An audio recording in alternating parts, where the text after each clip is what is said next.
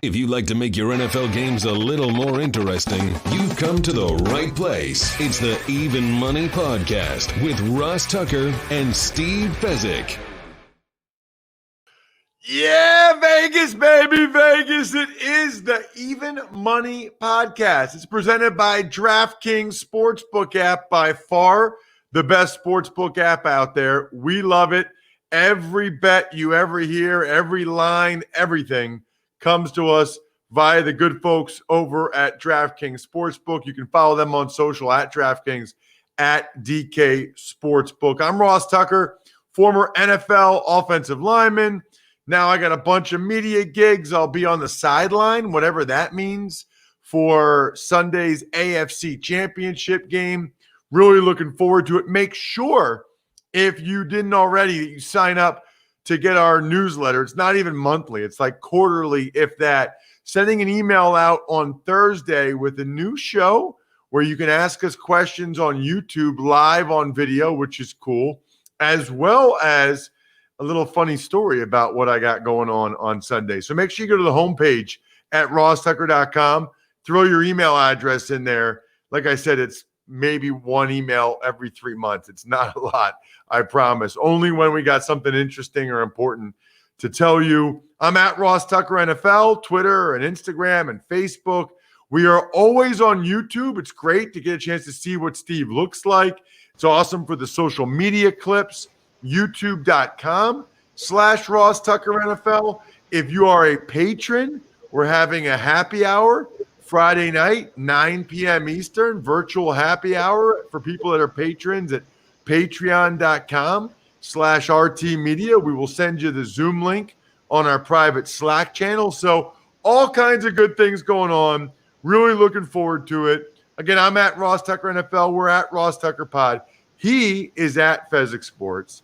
He is the man with the math and the man with the plan, the only two-time winner of the Super Bowl of professional football betting, the Super Contest out there at the Westgate Casino. And Steve, you nailed it with that parlay breakdown last week. It's interesting. Some guy replied to that tweet, Steve, and said you should never bet a parlay. You know, it's interesting because we learned this like in logic class, right? Where the answer can never be never or always, because there are always exceptions to the rule. So to that person saying you should never parlay, I want to thank him and Las Vegas for feeling that way, because that was always the feeling, oh, these parlay bets are sucker bets. And that was the prevailing feeling in Vegas. And I can tell you, I made a living for 10 years, a nice living, playing parlay cards, because everyone said, oh, those are sucker bets. And they were the greatest bets that were possible at the time. You could play a 16 parlay, pay 54 for one, playing stale lines on parlay cards where you were playing things like the Cleveland Browns plus 10.5 when the line had moved to 8 on game day, and just crushed books because of that prevailing wisdom that was wrong, that parlays are always bad. Now, in truth, parlays in general are bad because the house on most parlays takes more vigorous. So the general bettor should avoid them, but there's certainly situations where parlays have great advantage. Another example, if they let you parlay a college football, Alabama's playing Tennessee and Alabama's laying 24, and the first half totals 28. Obviously, if you can lay minus 24, parlay to over 28 in the first half, that's a damn good bet. Most books won't let you bet bets like that, but they used to like 15 years ago. Got it. Love this show. Sad that we only have 3 games left. We will break down how we did in the divisional round. We'll break down the conference championship games, our bets for the conference championship games. And now is what I think is fun, Steve. We actually have time to get to some of your email questions, which is always awesome. Take advantage of any of our sponsors or just sign up over at DraftKings Sportsbook or the DraftKings DFS app. Send me an email, ross@rosstucker.com. I guarantee to read and have Steve respond to your question here on the show. And then we get into futures bets, the NFL draft bets. We have other guests on that come on with their philosophies, their futures bets. It gets really fun in the offseason if you want to learn you're not just looking for picks and you want to learn how to be a better, say that 5 times fast, a better overall, better overall, then you definitely want to listen all year round. Let's start, though, with last week, Steve. Like we always do, all of these lines come to us via the DraftKings Sportsbook app. We love them. We use them. Let's start with the Rams and the Packers. The Packers were laying 6.5. The total was 46. So it hit the over, and the Rams won. I'm sorry, the Packers, were the right side. We did, didn't we? Yeah. We teased the Packers down to minus half a point, Steve, which was obviously a very good bet as they took care of business. Yeah, no doubt about it. And, money came in on the Packers, went up to 7 on game day. And I really think this was about, boy, did that Packer offense click. We were worried about the ability of the Rams to be able to score in this game, but Green Bay did not win this game with their defense. It was that offense against that vaunted Rams D. All right, Aaron Donald was a non-factor, but multidimensional, running for almost 200, passing for almost 300. That was impressive by Rodgers and company on offense. Really was. By the way, Steve, you should check out today's Ross Tucker football podcast. I had Dan Orlovsky on, and I thought he made a lot of really good points. But the point he made about golf is, which I thought was great, is that golf doesn't give you any bonus or extra or positive plays outside of structure like you'll see from Josh Allen or Mahomes or whatever, right? Mm-hmm. But then he does give you, when he's turning the football over, some negative plays. So his whole point was, in today's NFL, if you're not a guy that gives you sort of the extra credit plays, the bonus plays, the positive plays, you can't be a guy that's giving you negative plays. So the best guys right now, Mahomes and Josh Allen and Aaron Rodgers, they're giving you several bonus plays that you're not expecting, and they're really not doing very many negative plays. But even if they did have a few negative plays, that kind of evens out. Golf doesn't really give you anything bonus or extra outside of the structure of the offense, but he did have some weeks and games where he was turning it over and giving you negative. So if you look at the ledger, there's no extra positives, but there are negatives. As they say, that math don't work, Steve. Yeah, and that's really the weakness of a quarterback that doesn't have that dynamic running ability, right? That you're just never going to run for that, 3rd and 13. And just to use an example, like we'll look at Chad Henne, and I know he didn't get the first down, but he ran for about 13 yards on 3rd and 14, and then they got the 4th and 1.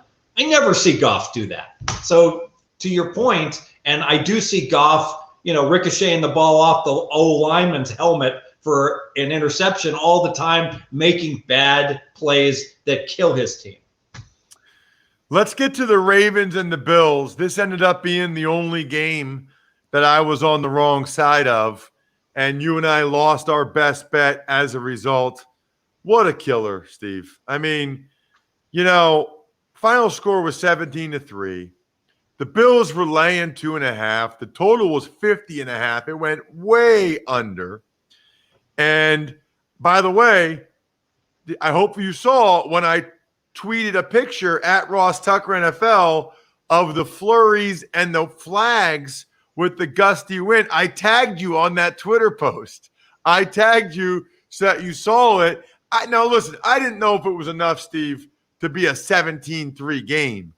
But it was windy, man. I mean, those wind gusts were legit, which is why I tagged you on the tweet. People replied, some of our listeners replied, make sure you tell Fezzik because of that snow game from back in the day. But this sucked, man. I should have had a perfect weekend. This was kind of an even game, even with the Ravens having the double doinks, the 2 doink kicks, the stupid roughing the passer, their false starts, the bad snaps.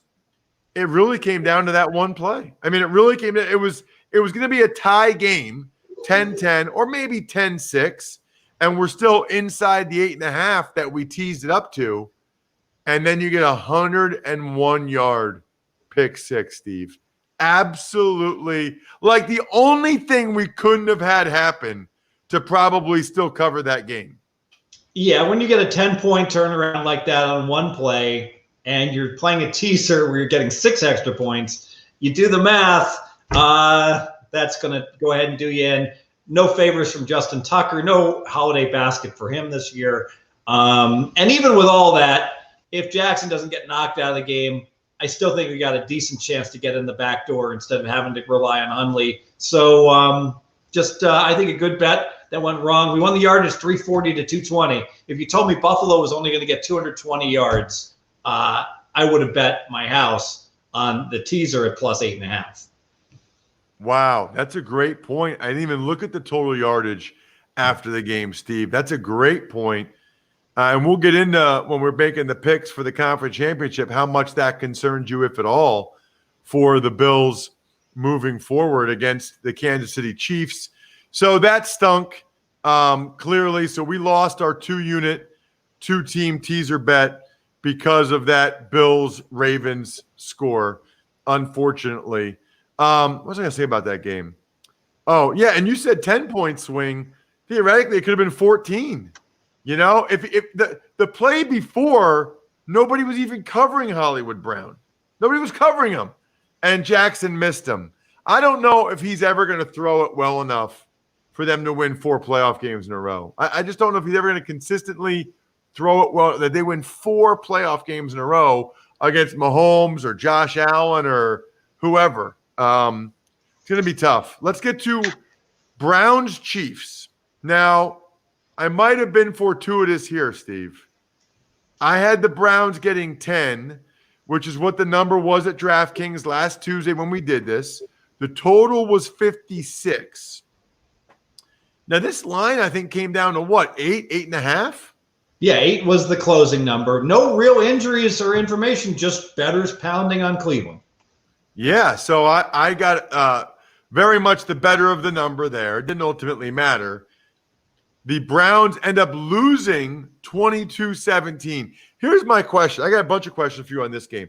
Number one, do you think the Browns would have covered if Mahomes doesn't get hurt? No. Why do you say that? Because Henny played well other than that one throw.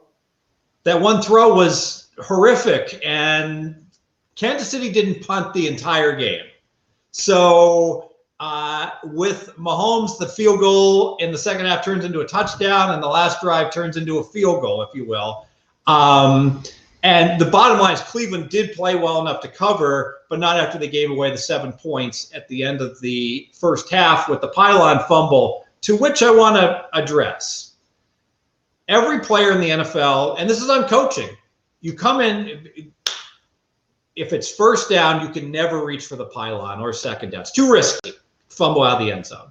On fourth down, you have to do it. Third down, you should do it. So you can risk the fumble. Same on the goal line. You reach the ball over, like when Drew Brees had 4th and 1 against the Bears, he reached the ball out. That's proper. So a high IQ football player can understand that. But you have to be a high IQ football player. If you're not a high IQ football player, the coach has to say, look, you're just not able to adjust. You're not allowed to reach for the pylon ever. So on that play, obviously a huge mistake to fumble it out of the end zone, but you should only be reaching for that pylon if you are aware of the situations and the like. How many times do we see that, Ross, that guys fumble out of the end zone on a long pass play, and it's totally unnecessary? You know, it happens a decent amount. It really does. And Stefanski said after the game, we tell them not to do that. It should have been 1st and goal. We tell them not to do that unless it's 4th down. Like he said, we tell them that often. So that sounds good when you catch the ball and you're running fast and you think you're about to score a touchdown. And you know, it's interesting that what players don't do that they should do all the time. I'm not talking about a quarterback here who could get injured, but why don't like running backs, especially backup running backs, when they're going out of bounds, they should dive for, like, they should pretend there's a pylon 2 yards further along, because you're not going to ever fumble it and lose the ball. It's just going to go out of bounds. So why not reach out and pick up an extra 1.5 or 2 yards if you're a guy that's barely in the NFL as is? I guess, higher chance of injury. It's a higher risk play. Yeah, that's interesting. So anyway, I got 2 units there as the Browns covered the 10. What did you think, by the way, about the Browns punting it on 3rd and 9, as well as Andy Reid going for it and throwing the ball with Henny on 4th and inches? I thought the punt on 3rd and 9 was proper. The Browns had just had 7 plays that they picked up 12 yards on. And because Henny was in instead of Mahomes, I said, you probably should punt here. If the Browns had been down 3, I would have gone for it, because you need to stop anyway. So what do you care that you put Kansas City in field goal range? Because if you're down 3 or 6, there's not much of a difference. But because they were down 5, it's a big difference between that being down 5 and being down 8. So I was fine with them punting. I tell you what, I loved the 4th and 1 call for Kansas City. This was one of those ones where the analytics people are going to say it's too close to call. And it really comes down to, do you think you got a good play that you can pick up that first down? And brilliant to pretend like, oh, are we really going for it or not? And the defense is expecting us to run, but it's 4th down. The clock's going to stop regardless if we get stuffed. So throw the ball. Brilliant play call. Finally, Bucs Saints. I had the Bucs getting 3. They win the game outright by 10, 30-20. Turnover city by the New Orleans Saints. That was the difference in the game. For the week, I was up 2 units. Steve, you only made 1 bet. It was that 2-team teaser. You were down 2 units. So for the year, this is kind of crazy. You're up 5 units. I'm up 4 units. So there we are, man. It is tight between us, and we're barely in the black. We're barely in the money. So we got to have a big couple weeks here. Let's dive into Conference Championship Sunday, presented by DraftKings. Go ahead, Brian. All right, Ross, 3:05 p.m. Eastern time, the NFC Championship game. The Tampa Bay Buccaneers are getting 3.5 points at the Green Bay Packers with a total of 50.5. Right, so I like the Bucs. I like the 3.5. I feel like you're getting a good number when you get 3.5. I know it started off at 4.5. I get it, so I'm not getting the better of the number. But I think this is a toss-up game. I lean Green Bay to win it, and if it was less than 3, I'd probably go with Green Bay. But 3.5, I feel like this game's going to come down to a field goal at the end. I feel like the game comes down to a field goal at the end. I'll go 2 units, Tampa Bay getting the 3.5. So if there's one consistent theme I've seen this year, is that these teams in good weather, warm weather teams going north, have not done well. We saw that earlier in the year, like when Houston went to Chicago and just got crushed. And we saw the Rams struggle against the Packers. Now I got a team from Tampa Bay, 5th road game in 6 weeks, going to the elements with snow flurries in Green Bay, and a Green Bay offense that's absolutely clicking.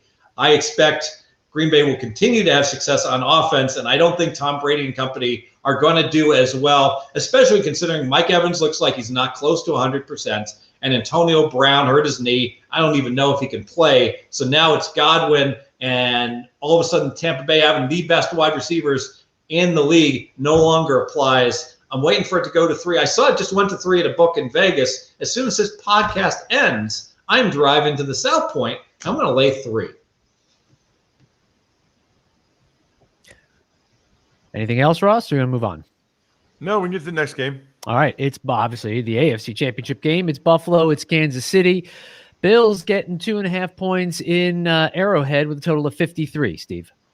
Yeah, and so this is one that the line's 2.5 to 3. I can't bet this game because I'm not certain Mahomes is going to play. And if Mahomes plays, I'm not certain he's going to be 100%. Obviously, he's got the concussion issue. He also hurt his toe before that. So now I got 2 injuries I got to worry about and the unknown surrounding it. I guess I should bet the Bills because my numbers with a healthy Mahomes only make this game 3. So it's almost a free roll if Mahomes doesn't play or if he's not 100%. But I can't do it because I don't like what I saw out of the Bills at all in these playoffs. I saw Indy move the ball up and down the field, have an opportunity to win, and then Phillip Rivers does what he does in so many high leverage situations. And then I saw the Bills absolutely struggle to move the ball. You know, this injury to Moss has become their number one running back, Singletary number two, but they're close. But Moss was the better back. The fact that the Bills didn't even try to run, 16 carries, 32 yards last week, I think that's a big deal. As the weather gets worse, and it was bad with the wins in Baltimore, against Baltimore, the fact they couldn't even try to run in those wins, I think that's a big, big deal. So because of that, I'm going to pass this game. I think it's tough to bet this game right now. I do think Mahomes will play. My lean, and obviously you have a lean to Green Bay in the first one, Steve. My lean would be Kansas City minus the 2.5, because I do think Mahomes plays and you're getting less than a field goal. But I'm not getting burned on that. I'm not getting burned in the chance he doesn't. I mean, because if he doesn't play, then that's a really, really bad number. So it's just a lean to the Chiefs minus the 2.5 based on the fact I do think Mahomes will play. And if he does play, I like the Chiefs to win a close game. But that unknown is too much for me. So it's just a lean to the minus 2.5 for Kansas City. Before we get to an email question, Steve, I did want to ask you, I know we talk a lot about bet sizing and knowing how many units to put on it, stuff like that. Last week, you were so good with the math on the parlays. What should we know about in terms of bet sizing for the conference championship games, the Super Bowl, or just anytime? So anytime, just in general, in terms of bet sizing, and this is a heated debate. Some people feel you should bet the same on every single bet you make. Other people, most professionals, and I agree with most professionals, you should widely vary your bet sizing. And frankly, it's obvious that about once a month I get a bet that's like, I can't believe they're letting me bet this. It's so good. And I bet 20 times my normal bet size. You brought up great examples, Ross, where you being in person for games, getting the one snow game where it was the lake effect snow coming in for the Indy Buffalo game. And it was clear that the total just needed to be a good 7, 10, 14 points lower because that forecast was not the weather was not forecasted to be nearly that bad. And this past week, same thing happened. The winds were so much greater in Buffalo than what was predicted. And so we saw that total drop from 50.5 to 49.5, should have been much lower. Probably the poster child, though, is news, breaking information. Andrew Luck retires. Indianapolis Colts season win number was 10 with Jacoby Brissett. You had about 10 minutes to bet that. If you normally bet $100 as your typical bet and you get that news and you can play under 10, bet $10,000 because you know what? The season win number is going to drop down to 7.5, and then you can figure out what to do with it later in terms of scalping, arbitrage, etc. So anyone tells you, hey, the pros bet the same on each and every game, that's absolutely not the case. Now, if you're a novice, it's probably a good idea to bet the same on every game because you're probably not able to distinguish between really good bets and not so good bets. So that's why, as a basic strategy, similar to blackjack, if you're not a very good blackjack player, bet the same on every hand, the table minimum, because you're playing at a disadvantage. Absolutely love that, Steve. And I'm looking at some of the email questions we have for future weeks. This is going to be awesome. I mean, every week I feel like the guy next week is already talking about when to try to middle a bet. So keep that in mind, Steve, for next week. That'll be one of our questions next week. I can't remember how we normally do it, right? We normally talk about the Super Bowl futures and stuff in the Super Bowl. I think next week we usually do the game, and the week after we do the props, or vice versa. We'll have to figure that out, because I know one week we devote mainly to the props and the ancillary bets. The other week is primarily the stuff that's actually in the game. Go ahead, Steve. Yeah, second week we do the props because the props only start coming out late in the first week of the 2-week Super Bowl cycle. So we'll be taping on Tuesday, so the props won't be out yet, so we can't release them yet. Love it. Please check out that man on social media at Fezzik Sports. He is the man with the math. Absolutely every week I take notes on something that he says A lot of times we post it to social media at Ross Tucker NFL, at Ross Tucker Pod. You can always check out the entire show on YouTube, youtube.com/Ross Tucker NFL. Hopefully I'll get a chance to see some of you guys at the happy hour Friday night, patreon.com/RT Media, and that some of you get to ask us some questions live on the show if you go ahead and take advantage of the email that we're sending out on Thursday. And it relates to our youtube.com/Ross Tucker NFL show. Other than that, good luck, everybody. Hope you guys win some money. Thanks for listening to the Even Money Podcast. Make sure to also subscribe to the Ross Tucker Football Podcast, the Fantasy Feast, Business of Sports, and the College Draft. All available at Apple Podcasts, rosstucker.com, or wherever podcasts can be found.